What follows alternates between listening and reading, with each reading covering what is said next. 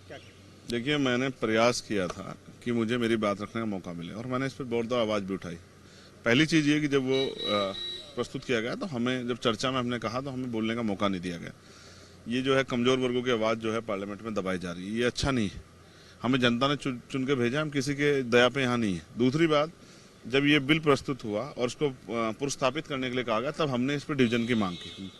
हमने और हमारे साथियों, ओवैसी जी ने, तमाम लोगों ने मांग की कि भाई इस पर डिवीजन हो, लेकिन पार्लियामेंट को ओवर रूल करके जो है और उसको जो है उस पर उसको जेपीसी में भेजा गया। सवाल ये है, मेरे आज भी याद है, शहीद आजम सरदार भगत सिंह ने कहा था कि किसी भी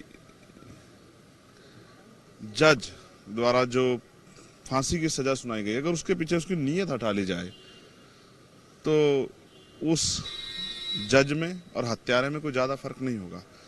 मैंने पार्लियामेंट में सुना, सरकार ने कहा, स्पीकर भी थे और सरकार के मंत्री भी बोल रहे थे, सरकार के एमपी भी बोल रहे थे कि हम अगर सरकार में आए तो विचारधारा के आधार पर सरकार में आए हैं, तो जिन महान पुरुषों की विचारधारा को हम लोग मानते हैं उन्हीं के अधूरे लक्ष्यों को पूरा करेंगे। क्या सरकार, हमें सोचना है बिना डर के, मैं कह रहा हूँ, क्या सरकार मुस्लिम हितैषी है? सरकार का एक कोई कानून मुस्लिम हितैषी बना है? सरकार ने एक भी योजना मुस्लिम हितैषी बनाई? आपने एजुकेशन का बजट किया, मौलाना अब्दुल कलाम जो है वो योजना थी, फेलोशिप थी, वो आपने बंद कर दी। तमाम मदरसों के एड आपने खत्म कर दिए, उर्दू भर्ती आप लोग करा नहीं रहे हो।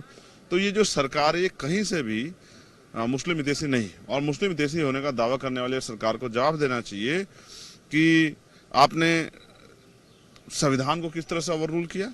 आर्टिकल 13-14 का वायलेशन कर दिया, 25 से लेकर 28 तक जो मूल अधिकार उनका वायलेशन कर दिया। आप संविधान विरोधी काम करोगे और हम हाथ पे हाथ धर के बैठ रहेंगे, ये तो नहीं होगा किसी भी कीमत पे। कल कोई आके खड़ा कर देगा। आपने जो है सर्वे जो है कमिश्नर को नजरअंदाज कर दिया, आपने ये सारी पावर जो है एडमिनिस्ट्रेशन को दे दी, जिलाधिकारी को दे दी। आप ये जानते हैं और मैं भी जानता हूँ, हमने सरकारें देखी है, जिलाधिकारी वो है जो सत्ता के हिसाब पे कार्य करता है, सत्ता के आधार पे कार्य, सत्ता के ऑर्डर को मानता है। जब ये सब होगा तो कैसे न्याय मिल जाएगा? तो सरकार बहुमत में है, सरकार उसको पास करा सकती है, हम उसको नहीं रोक सकते हैं, लेकिन गलत अगर कुछ होगा तो हम लोग आवाज उठाएंगे। ये न्याय नहीं हुआ है, ये दमन हुआ है और इस दमन का हम लोग पुरजोर विरोध करते हैं। और हम लोग पुरजोर विरोध करते हैं। जेपीसी में जब ये कमेटी बनेगी तब भी हम लोग अपना आपत्ति दर्ज कराएंगे, कॉन्स्टिट्यूशनली भी दर्ज कराएंगे। और जो सरकार ने आज जो दमन करने का प्रयास किया है, स्पेशली मुसलमानों का, मैं कह रहा हूँ जैनों के लिए क्यों नहीं किया आपने? जैनों के देखिए, उनके तीर्थंकरों को किस तरह लूटा जा रहा है, उनको किस तरह से परेशान किया जा रहा है। आप उनके लिए भी जो है इलेक्शन के बोर्ड बनाए थे, लेकिन आपकी निष्ठा क्या है? आपकी निष्ठा यह है कि मुसलमानों को कमजोर किया जाए। इस निष्ठा से आप काम कर रहे हैं। इसका खामियाजा बंटवारे के रूप में हमने पहले भी महसूस किया और पहले ये दर्द सहा है देश ने। मैं नहीं चाहता हिंदू मुसलमान तमाम तरह पॉलिटिक्स, मुद्दों की पॉलिटिक्स हो। और आप इतने हितैषी, तो बताओ आपके कितने मेंबर ऑफ पार्लियामेंट है मुस्लिम? कितने मुसलमानों को मंत्री बनाया? कितने आप, मैं उत्तर प्रदेश से आता हूँ, शायद एक भी इंस्पेक्टर चार्ज पे नहीं है मुसलमान। मुझे लगता है एक भी एसएसपी जो है चार्ज पे नहीं होगा मुसलमान। तो सच ये है कि आपकी नीयत क्या है। आपकी नीयत से स्पष्ट होता है कि आपकी नीयत मुसलमानों के पक्ष में नहीं। मुस्लिम सांसद थे, वो कह रहे हैं कि हमारे धर्म में ये घुसपैठ की कोशिश की जा रही है, उन लोगों ने। वो बिल्कुल अपनी पीड़ा रख रहे हैं। और हमने कहा ना, डिवीजन की मांग हमने इसलिए की कि सब पूरे देश को पता लगे कौन किसके पक्ष में खड़ा है।